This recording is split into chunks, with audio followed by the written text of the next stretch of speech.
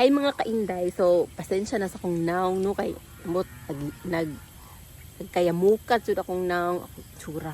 So inaani jud ta na adre sa bukid. Mo jud atong kinabuhi.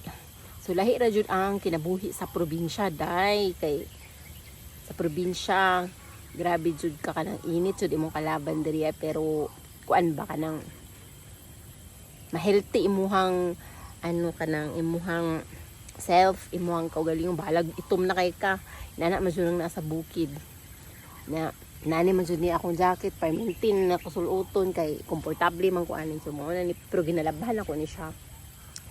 So pag nasa bukid jud mga kainday no dili man sa maingon nga dali ra kinabuhi diri kanang kuan mo ra gihapon ginana na life is not easy biskig na ka sa syudad or asa kadapit sa around the world pero pag ang pinagisgutan nato is life ang atong kinabuhi is dili madali hindi talaga madali yung buhay.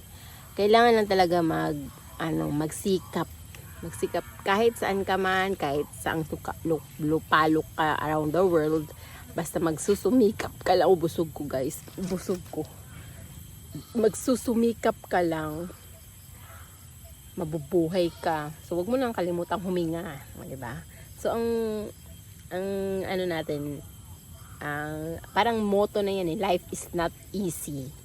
So hindi madali ang buhay kasi masasabi mo na maging successful ka na sa buhay mo kapag yung napagdaanan mo na mga trials is na-encountered mo yun. So magpasalamat ka sa Panginoon dahil